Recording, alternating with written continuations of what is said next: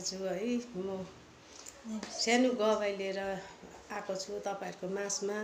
मेरो गवाई सुनिदिनुहोस् है। मेरो नाम चाहिँ तबिता विश्वकर्मा हो र आज मेरो गवाई छ। म मरेर बाँचेको मान्छे हो, त्यसकारणले गर्दा आज म तपाईहरुको माझमा म एउटा गवाई लिएर आएको छु। यो गवाई सुनेर तपाईहरुले पनि है प्रभुलाई भरोसा विश्वास गर्नुहोस् र तपाईहरुको माझमा म सानो गवाई भन्छु। र म चाहिँ पहिला कस्तो थिएँ भनेदेखि म एउटा हिन्दू परिवारको मान्छे थिएँ। मैले धेरै म संसारको कुरोमा म व्यस्त थिएँ।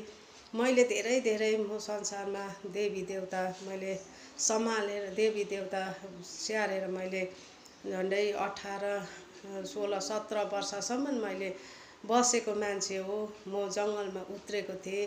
त्यसकारणले गर्दामा मैले धेरै संसारमा चिन्ताहरू बसिहिँडेँ, धेरै मानिसहरूलाई मैले यताउति गरिहिँडेँ र त्यसरी म शान्ति खोजेँ। म बिहा गरेर म गएँ। बिहा गरेर गइसकेपछि मैले जस्तो म गएँ त्यस्तै मलाई मेरो हस्बेन्डको घरमा मलाई यति डरलाग्दो मलाई अशान्ति भयो। अशान्ति हुँदाखेरि चाहिँ मैले यति साह्रो शान्ति खोजी हिँडेँ। शान्ति खोज्दा मैले कहीँ पनि मैले शान्ति भेट्टाउन सकिनँ र म जति पनि मैले मान्छेलाई सोध्थेँ म के गर्नु कसो गर्नु, म कसरी मेरो जीवनमा शान्ति पाउँछु भनेर मैले सोध्थेँ।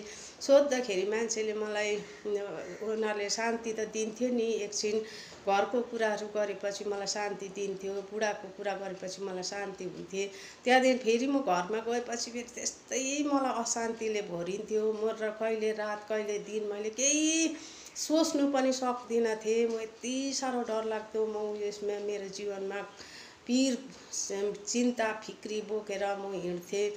मैले चारतिर मैले यताउति गर्थेँ, अरूलाई मैले जाति बनाउँथेँ। तर आज मेरो जीवनमा चाहिँ त्यो दिनहरूमा चाहिँ यति डरलाग्दो समस्या दुःख चिन्ता फिक्रीले मलाई यति साह्रो भरेको थियो।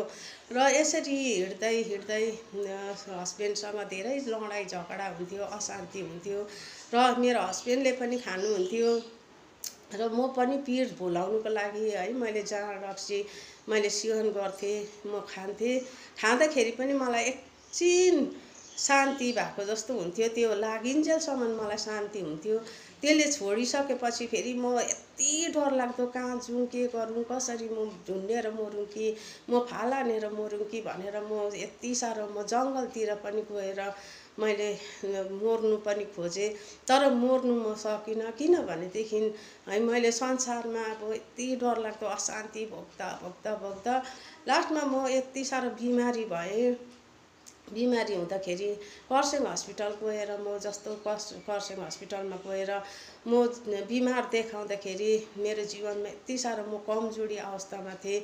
नानीहरू थियो, मसिनो मेरो 2टा नानीहरू, मेरो नानीहरूको चिन्ता फिक्री त्यस्तै मलाई थियो। त्यसरी हुँदा म जब 20, 21, 22 वर्षको भएँ, 22 वर्षको हुँदाखेरि मलाई यति साह्रो चिन्ता फिक्री भएको कारणले गर्दामा मैले कहीँ शान्ति पाइनँ। शान्ति नहुँदाखेरि चाहिँ लास्टमा मैले मेरो लोग्नेलाई मैले भने क्रिस्चियनबाट जाति हुन्छ अरे, क्रिस्चियनमा लागौँ न हामी भनेर भन्दाखेरि मेरो लोग्नेले के भन्थ्यो, डोकोमा दुध दुँदाखेरि कहिले अडिन्छ, भैँसी हाल्दाखेरि कहिले गाई हुन्छ, त्यो कुहिरे धर्ममा लाग्छ जस्तो भन्दै भन्थ्यो। मलाई कुट्थ्यो, कति कुट्थ्यो। मैले त्यस्तो कुरोहरू पनि सहेँ। मैले कहिले कहाँ मैले दुःख गरेर मेरो नानीहरूलाई मैले हुर्काई बढाइ गरेँ। ल यसरी नै मेरो नानीहरू 8-9 वर्षको थियो।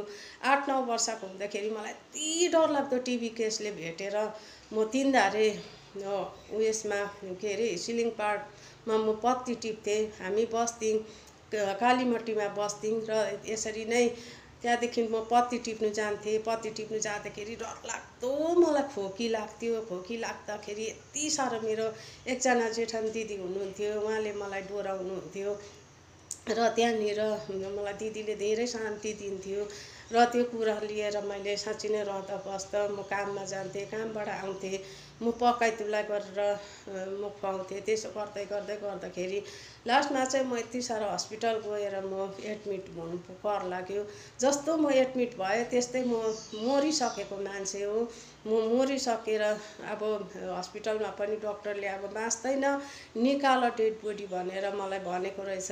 र त्यति बेला चाहिँ मेरो दिदीहरूलाई उसको कोही आफ्नो मान्छे छ भनेदेखि बोलाइदिनु, उसलाई हेर्नु मन लाग्यो होला, त्यस कारणले गर्दामा उसको त्यति नै होला भनेर उहाँ त्यो डक्टरले भन्दाखेरि चाहिँ मेरो हस्बेन्ड गएर मेरो दिदीलाई बोलाएर ल्याइदिनु भएको रहेछ।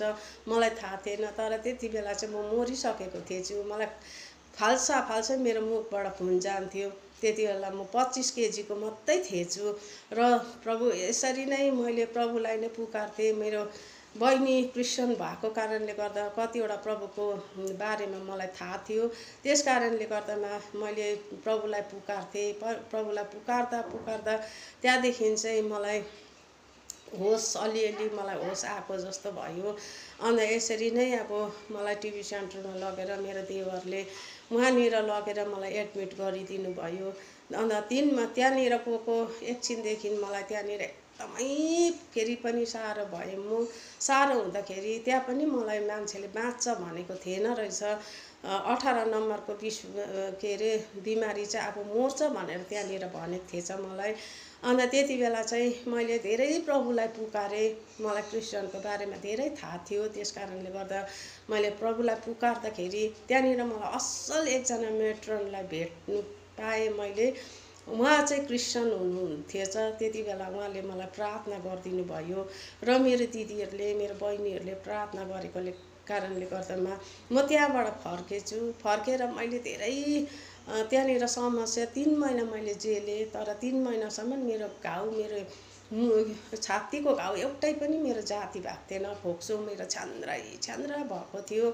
अन्त यस कारणले गर्दामा म जाती त भएको थिइनँ, तर मेरो घरको मेरो हस्बेन्ड अलिक खानुहुन्थ्यो, खाएको कारणले गर्दामा मलाई धेरै पिर थियो। मेरो नानीहरू लथालिङ्गै थियो, कोही कता भएको कारणले गर्दा मलाई त्यहाँनिर बस्नै मन लागेन। बस्नै मन नलाग्दाखेरि चाहिँ म घर जान्छु भन्न म रुन्थेँ। त्यति बेला मेरो घर पनि थिएन। त्यति बेला हामी किरायमा बसिहिँड्थ्यौँ।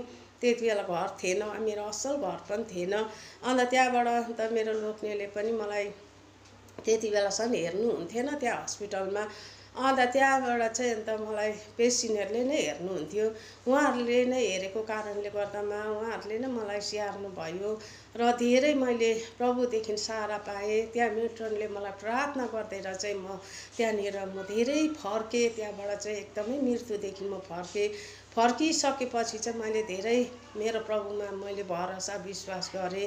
त्यस कारणले गर्दा म आएर म जब मेरो देवरहरूकोमा बस्दाखेरि मलाई त्यति बेला मान्छेले मलाई कति भन्यो, तिम्रो बिमारहरू सर्छ यहाँनिर, तिमी बस्नु सक्दैनौ, मेरो नानीहरूलाई बिमार सर्छ भन्नु कारणले गर्दा त्यहाँबाट निस्केर आएर मेरो दिदी भएकोमा गएँ। म सुनदा मेरो दिदी भएकोमा गएर बस्दाखेरि पनि दिदीले पनि धेरै घृणा गर्नुहुन्थ्यो। किनभने त्यति बेला अब एकदमै अब टिबी केस भनेपछि चाहिँ मान्छे डराउँथ्यो।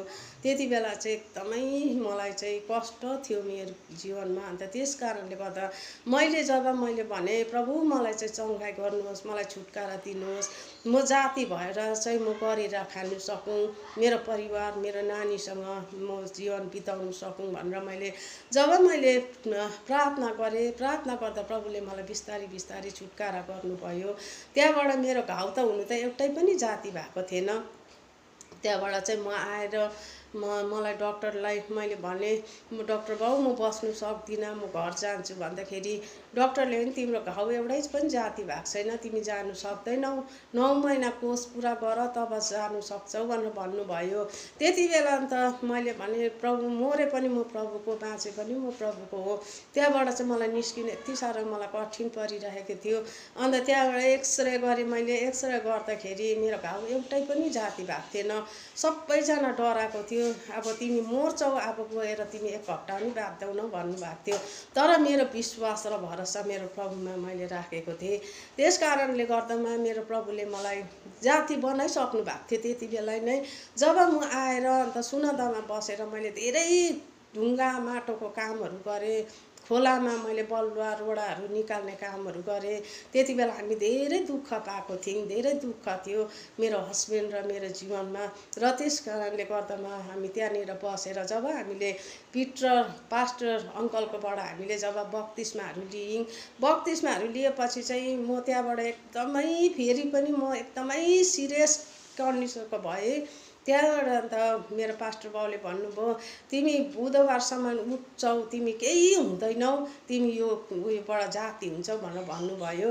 अनि त्यस कारणले गर्दामा मैले जस्तो म बुधबारको दिन मैले आइतबार बप्तिस्मा लिएको, बुधबारको दिन चाहिँ म एकदमै चङ्गाइ पाएको जस्तो भएँ। म कटेज मिटिङमा जाने शक्ति आयो मलाई त्यति बेला। अन्त त्यहाँदेखि चाहिँ अन्त फेरि 1 महिना बादमा गएर म एक्सरे गर्दाखेरि मेरो घाउ एउटै पनि थिएन गाँठ मेरो छातीमा। र डक्टरले मलाई के भन्नुभयो, कहाँ गएर दबाई खाइस् भनेर भन्नुभयो है। त्यस्तो चाहिँ प्रभु चाहिँ हाम्रो महान हुनुहुन्छ।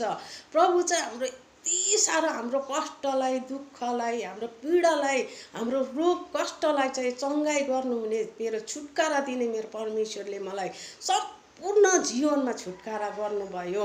अचम्म र उदेकै काम मैले त्यति बेला देख्न पाएको छु। र त्यो विश्वासको कारणले गर्दा अहिलेसम्म प्रभुले मलाई चङ्गाइ गर्नुभएको छ। अहिलेसम्म मैले गरेर खानु सकिरहेको छु, म हिँड्न डुल्न सकिरहेको छु, फर्केर हस्पिटलमा जानु परेको छैन। र मेरो प्रभुले मलाई धेरै मेरो प्रभुले मलाई चङ्गाइ गर्नुभएको कारणले मेरो प्रभुलाई म कहिले पनि भुल्नु सक्दिनँ। र मैले पाएको परमेश्वर तपाईँहरूले पनि यो प्रार्थना, यो गवाई सुनेर चाहिँ तपाईँहरूले पनि है विश्वास गर्नुहोस्, तपाईँहरूले पनि प्रभुलाई पाउनुहोस्। प्रभु चाहिँ अचम्म र उदेकै हुनुहुन्छ। प्रभुमा असम्भवको कुरो केही पनि छैन। तर हामीले बाहिर विश्वास गरेर होइन, हाम्रो हृदयबाट विश्वास गरेर चाहिँ हामीले प्रभुलाई हामीले चिन्नुपर्छ, हामीलाई खोज्ने, हामी परमेश्वरलाई हामी खोज्ने, हाम्रो मन हृदयहरू हाम्रो विश्वास र भरोसा हुनुपर्दछ। र आज साँच्चै नै परमेश्वरमा असम्भव भनेको कुरो केही पनि छैन।